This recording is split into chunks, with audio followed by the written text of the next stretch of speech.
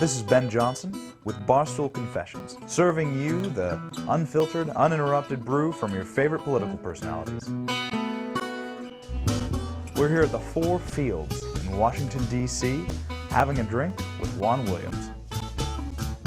It's the perfect ending to a day, to have a conversation, talk with friends, and I appreciate the opportunity. Sure. It's kind of what the book's about. Yeah, in essence, it's about people having real conversations. You also mentioned in the book that political correctness has turned a lot of people into bartenders. Exactly. In the book. Can you talk about that? Well, you know, this is a wonderful thing. It occurred to me that I was writing that the people who fired me from NPR because they thought I was not politically correct for saying that when I'm getting on a plane, if I see people in Muslim garb, to my mind, identifying themselves first and foremost as Muslims, that I get nervous. They say, oh, you're a bigot for saying this. I mean, to me, this is madness. But anyway, let me not go down that road. It occurred to me then, you know what these people want me to do? They want me to be a bartender. They want me to say nothing about politics, nothing about religion, nothing. Don't talk about these things. The only thing you're allowed to talk about in their world would be celebrities and sports. Like a bartender who's afraid he's not going to get tips, right? Yeah. So he doesn't want to start any fights in the bar. You can't talk about anything of substance. You can't talk about the fact that, hey, guess what? There's a link between radical Islam and terrorism. Yeah. And not just in the United States, but around the world. Let's not mention that. We're at the bar. We want to have a good time. Everybody should drink. Nobody should have a real conversation. Yeah. Well, I think that's nonsense. I'm a news guy. I'm not supposed to be a bartender. Muslims attacked us on 9/11. Not politically correct to say, but you know what? I'm not going to play politically correct games. I'm going to tell you what really happened. I'm not going to be the bartender, right? Yeah. Okay. So then I say, and you know what else I'm going to tell you, as a matter of confession, is when I'm in airports, and I travel a lot, when I'm in airports, if I see people in Muslim garb, you know, it makes me nervous, okay? And then I went on to say, but we don't make any, we have to be careful. We're a country of religious liberty. That's what the founding fathers believed in. That's who we are. We're not going to kick anybody out. We're not going to do internment. And we don't draw conclusions about Christians on the basis of Timothy McVeigh. Yeah. I said all this, but there's no way to get away from the link between radical Islam and terrorism. There's just no way in my mind. And yet NPR said, I violated their liberal orthodoxy by doing this. Yeah, but you got the black spot at NPR. The moment you started going on Fox News, you talk about it in your book. Oh. I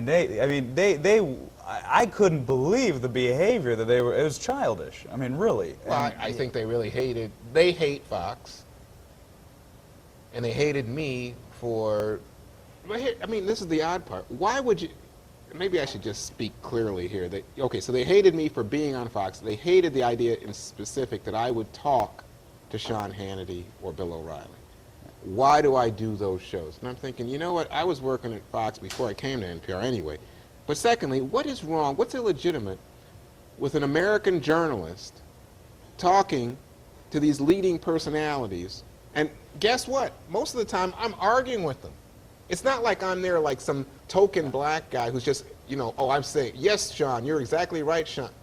Have you ever seen me and Sean? No, We're guys going at it. Right. You guys go at it. Right. And guess what? There are actual exchanges of ideas and facts. Yeah.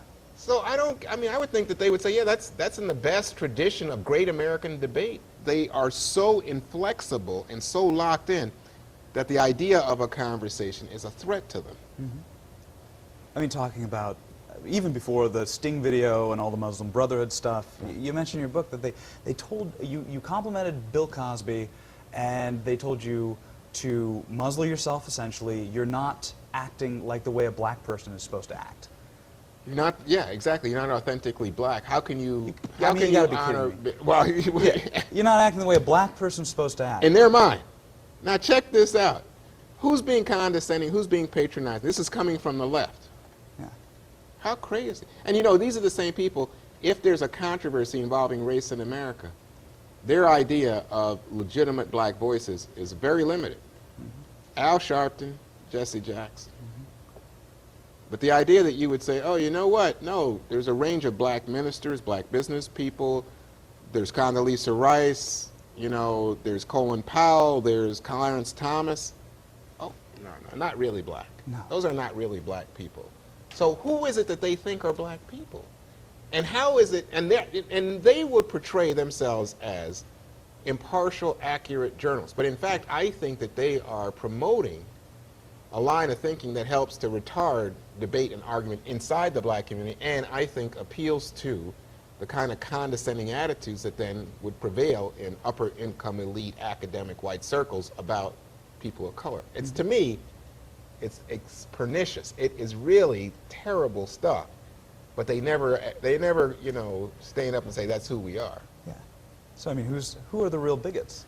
Well, that's the I question. mean, if they told me I wasn't acting the way a white person spoke today. Oh, well, exactly. But you know what they would say to you? Crazy right winger, right? So they would try to marginalize you, and the way they marginalize me, I mean, they threw me out the door. I don't know if they'd hire you in the first place, right? Because I don't see any right wingers there. But they would say to you, you know what? We're not even talking to you. This fascinating world that you live in, where you can call yourself objective, and you can say you're a Democrat, right? Registered Democrat. Yep.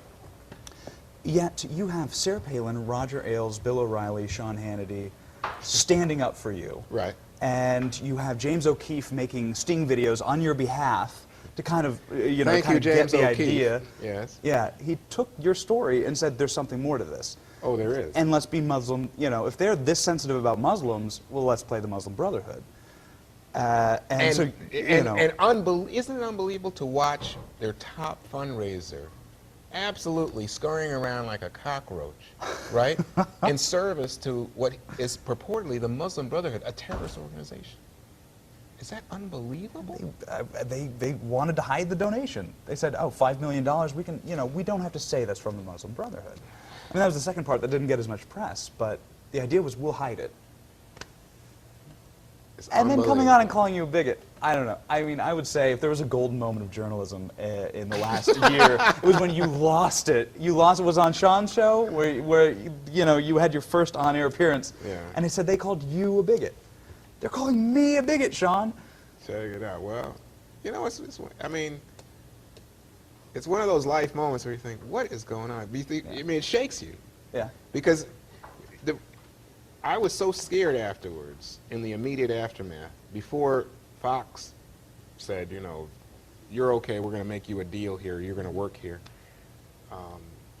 Because the idea is, look, NPR is a much-loved brand, and the fear is people are going to say, oh, well, they have labeled him as a bigot and an idiot. And you're right. I mean, it's incredible, that Sean Hannity, in that moment, stands up. I mean, not even publicly, but privately, that Sean is the guy who puts his arm around me and says, man, take it easy. It's not over. We're gonna find out where this is. Because as I said, they have microphones everywhere. They've got the famous brand against one individual. But you noticed it's the right that will stand up for the individual in this circumstance. And that's incredible, right? That's like, for me, remember, as you point out, I'm a Democrat. That's a revelation, dude. I say it to you here at the bar. Seriously. Got Roger Ailes saying that we will never tell Juan Williams what to say. We and stand he never up for has. his right for free speech. Well, but even before this, he never did that. NPR, on the other hand, oh, we don't need that. No, don't go there. As we were talking about stories ranging from everything from a Duke lacrosse case to terrorism to immigrant. We don't need that. No, let's not do that. No. You never hear that from anybody at Fox. And remember, I'm on there irritating people half the time. But they never hear shut up or, you're not allowed back because we didn't like what you said or something. No.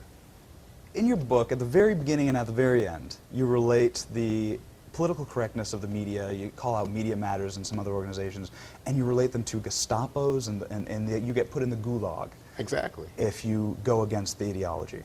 Well, I mean, here's the thing. When I thought that they were a legitimate news organization, I was like, well, you know what? It's okay. People should be held accountable for what they say. If I say something that is controversial, whatever, you can ask me about it. We're sitting here. We can talk about it. Yeah. Find out what I meant. What did I say exactly? But that's not what they're after.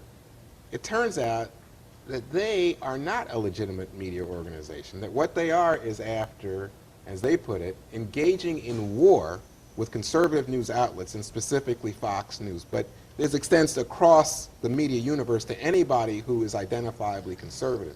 that they want to undermine you, ruin you, put you out of business. If you're at war, I mean, literally want to kill you off. That's the way they view it. It's not about, here's what Ben had to say or what Juan had to say. No, we're trying to kill you off.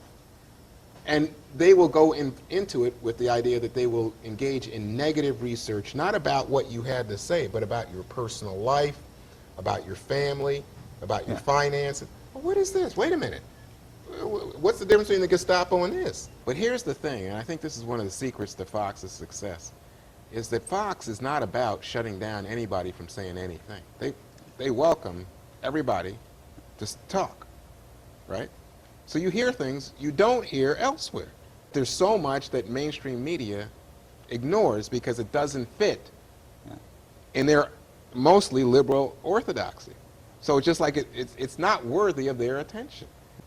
I mean, Fox is still going to use words like the war on terror and Muslim extremists, where Imagine our that. own administration is going to say man-caused disasters. Is that ridiculous? Man-caused disaster in place of terrorism.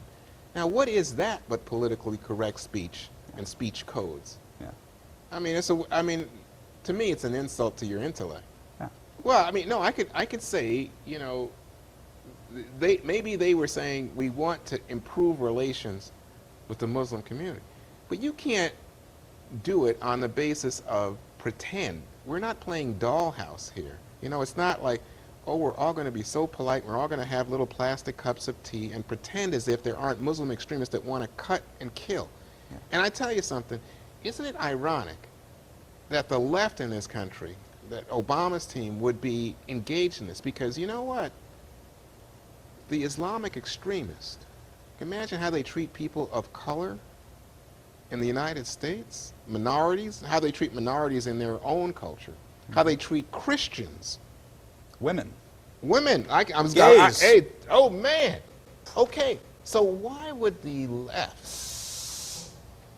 left pick up this cudgel and say, oh, yeah, we're going to beat you into submission on behalf of Muslims, extremists? I don't think I was ever more impressed in this book than when you said that both President Bush and President Obama pulled you aside and said they loved that book. I think you might be the only man in America that can have both of those guys pull you aside and say, hey, I love your book. But they both said, can't talk about it. Yeah, can't talk about it. Can't say a word. Love it in secret. Yeah. But you know, in Bush's case, he couldn't talk about it because he was afraid that the left, knowing that he liked the book, would then dismiss the book. And in Obama's case, he was afraid that if he said anything publicly, that he would be viewed in the way that Cosby was viewed, as some kind of right-wing black guy. So he can't say anything. I mean, it's just, it's evidence of how you can't have an honest discussion. You can't tell people what you think.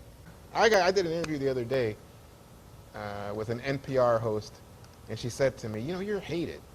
You know, the people in the black leadership just hate you. And I was like, you know what? If that's the case, I should have said, you know, if that's the case, then I'll wear it as a badge of honor. Because, I mean, what's the wrong with people being held accountable who are in leadership positions when you have high unemployment, when you have high dropout rates, when you have high incarceration rates? Maybe that leadership is failing you. You ever thought? And that's why, you know, we talk about Obama and high poverty rates and persistent high unemployment rates in terms of the black community. I don't know that I would advise him to come out with the black agenda and become the black president. He's the black president, everybody knows that. But I mean, but what's wrong with speaking to, here's what we know works for getting people out of poverty. Why not be willing to extend yourself and say, you know what, I'm going to take some political heat, but I also think there's some political gain from people who will acknowledge that I am spending time and I'm investing emotion in this issue. And that's where I think people, especially in the black community, can legitimately say, we don't see it. You praised Ryan's plan. Yeah. Just at least the courage to come get out and there. do something about it. Well, that's right. And you said Obama hasn't proposed one entitlement reform. The idea is that the president should have, I think, been willing to come forward and say, you know what, entitlement reform is a necessary part of cutting back the deficit. It's an important part of our economic reforms intended to get this economy going again. Yeah. And that if you want to negotiate in good faith, you know, if I'm the president, I'm asking you to negotiate in good faith with me, then I'm willing to put forward something where I know I'm going to take some political heat as well. Yeah. And did we see it? Answer, no. George Bush reads your books. You think highly of Paul Ryan. Sarah Palin tweets about you. Bill Ayers pays you. I don't know, Juan. I don't know, bro. I don't know, man. I'm in trouble. I don't know. I'm a bad It's a little man. rough. You are I'm a using bad dinner man. party invitations.